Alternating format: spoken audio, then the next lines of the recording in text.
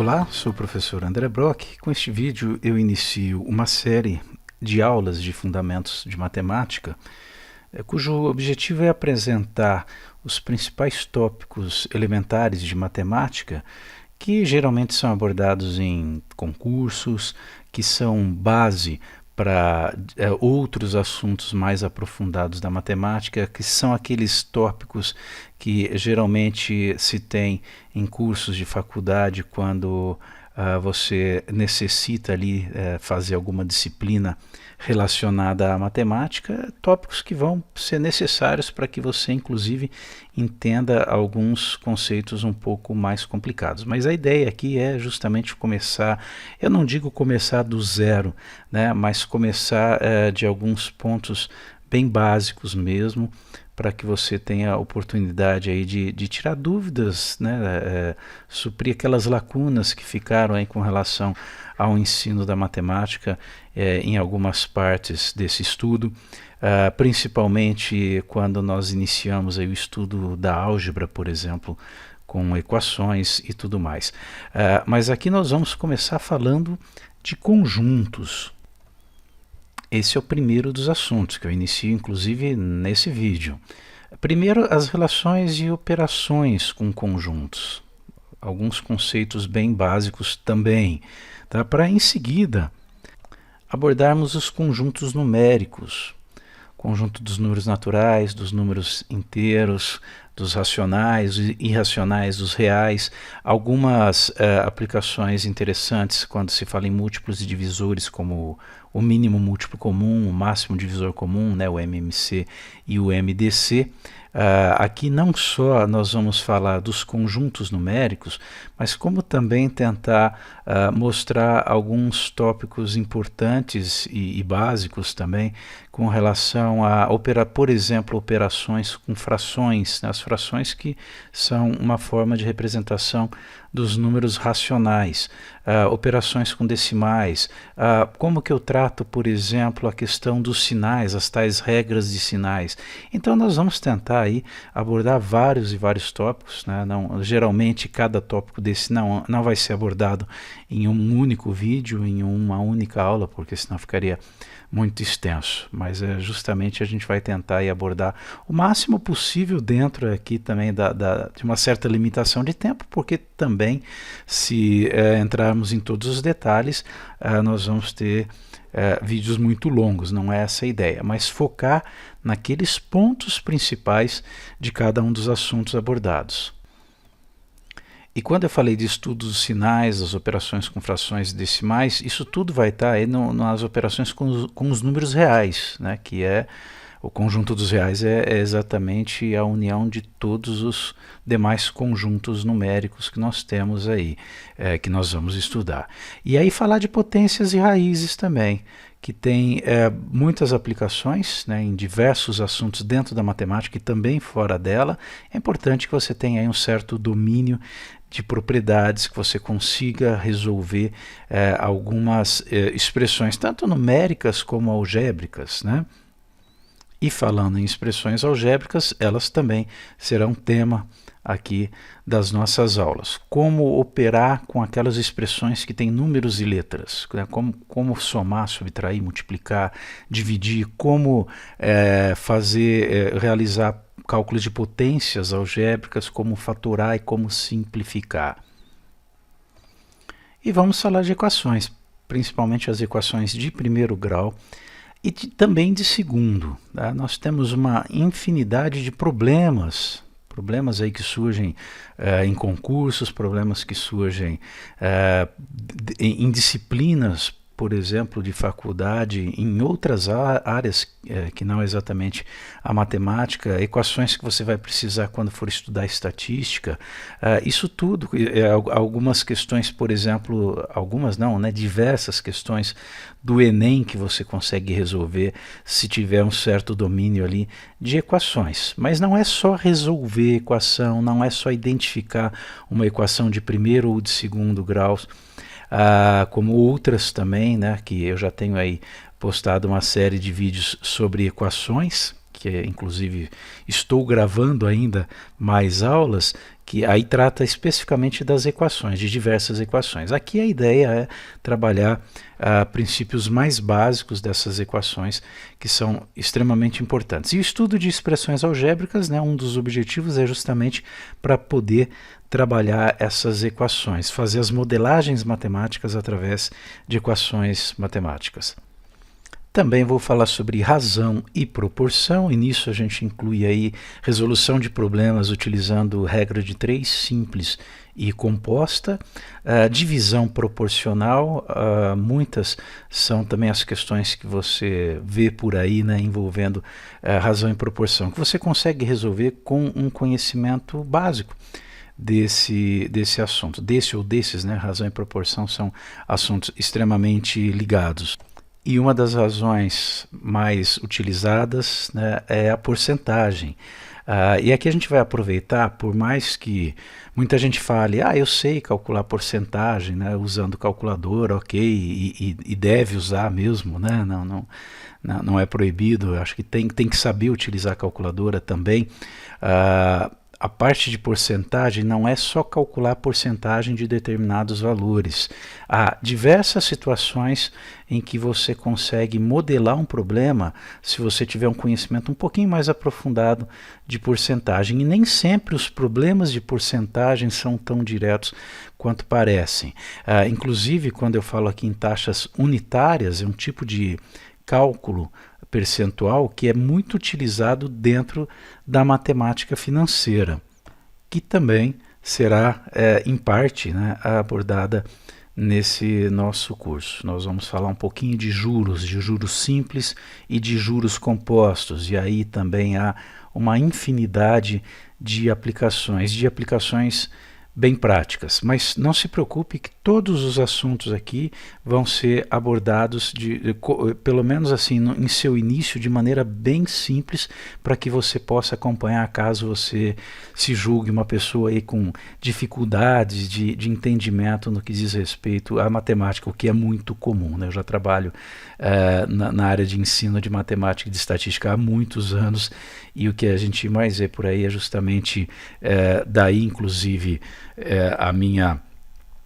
proposta aqui é tentar suprir parte, né, das dificuldades com as quais eu me deparei, ou eu pude verificar com relação aos meus próprios alunos. Alguns conceitos eles não conseguiam entender muitas vezes um determinado conceito que eu estava explicando ali, porque tinha uma lacuna, né, com relação à compreensão de assuntos básicos da matemática, ok? Então essa é a nossa expectativa aqui, é tentar melhorar o conhecimento matemático básico para quem esteja disposto a seguir, acompanhar essas aulas. Então vamos ao primeiro assunto, que será tratado aqui de maneira mais detalhada, que é a parte de conjuntos. O que são conjuntos? Não necessariamente conjuntos numéricos, né? A gente pode englobar aí também os conjuntos numéricos, mas o que eu entendo por conjunto? Bom, eu vou definir, né? Não vou demorar para fazer isso não, mas eu gostaria de iniciar esse assunto através de um exemplo introdutório que você pode visualizar. Uma questão do Enem. Aqui eu vou mostrar um tipo de recurso de conjuntos que é bem simples, né? Que é o uso de diagramas para resolver situações práticas. E o interessante, esse é o objetivo da matemática, embora muita gente ache estranho quando eu falo isso, né? É simplificar a nossa vida e não complicar. É nos permitir resolver determinadas situações, problema, através de recursos simples. Tá? Você fala, é simples porque você sabe matemática. Não, você também pode saber, pode conhecer esses recursos e pode dominar. E você vai perceber que à medida que você vai adquirindo, vai compreendendo, adquirindo conhecimento nesses recursos, as resoluções se tornam bem mais simples. Tá? Essa é uma questão que você pode até resolver sem utilizar aí de maneira formal nenhum recurso matemático, né? Aqui diz que numa escola com 1.200 alunos, foi realizada uma pesquisa sobre conhecimento desses alunos em línguas estrangeiras, inglês e espanhol. Nessa pesquisa constatou-se que 600 alunos falam inglês, 500 falam espanhol e 300 não falam qualquer um desses idiomas. Escolhendo-se um aluno dessa escola ao acaso e sabendo-se que ele não fala inglês, qual é a probabilidade de que esse aluno fale espanhol? Embora aqui esteja falando em probabilidade, né?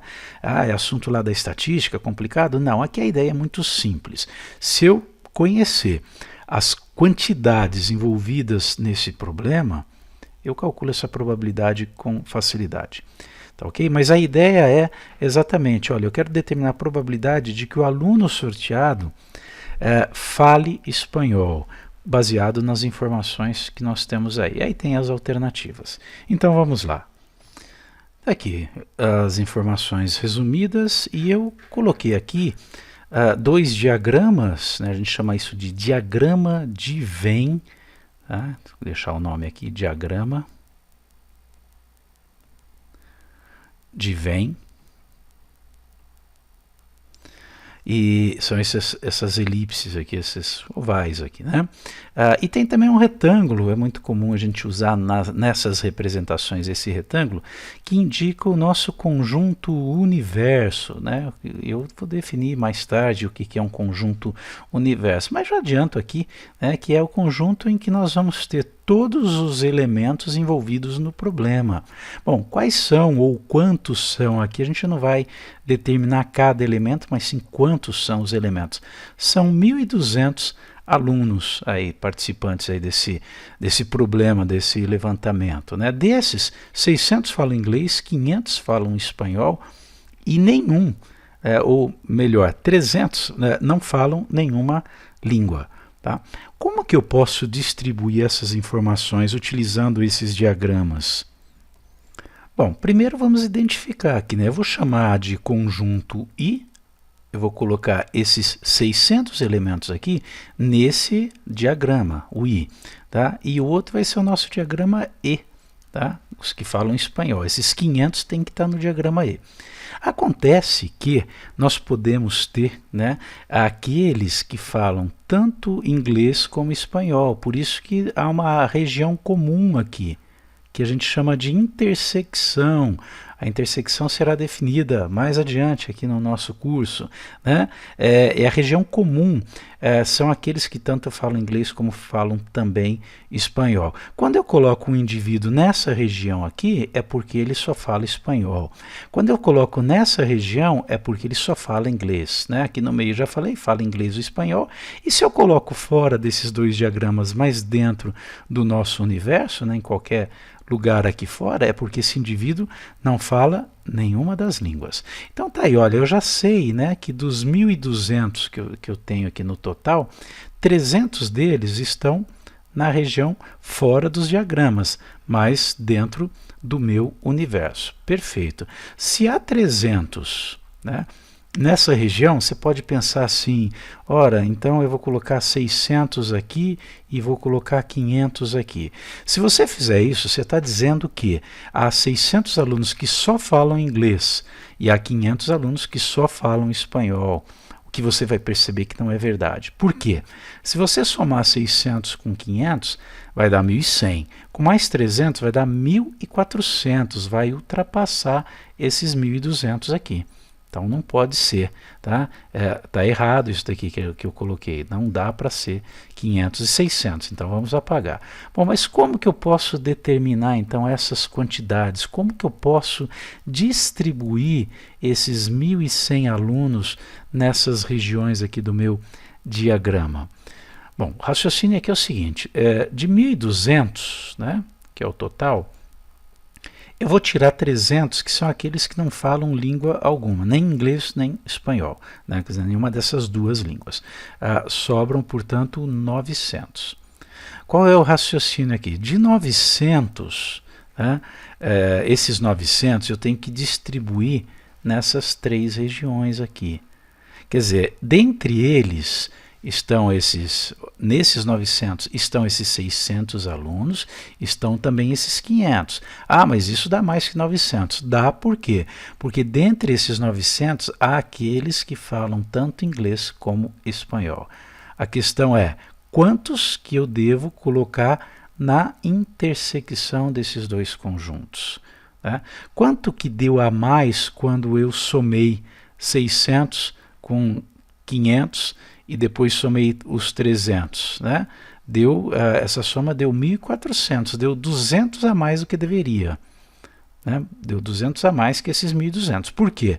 Porque eu contei duas vezes esses indivíduos que estão nessa região.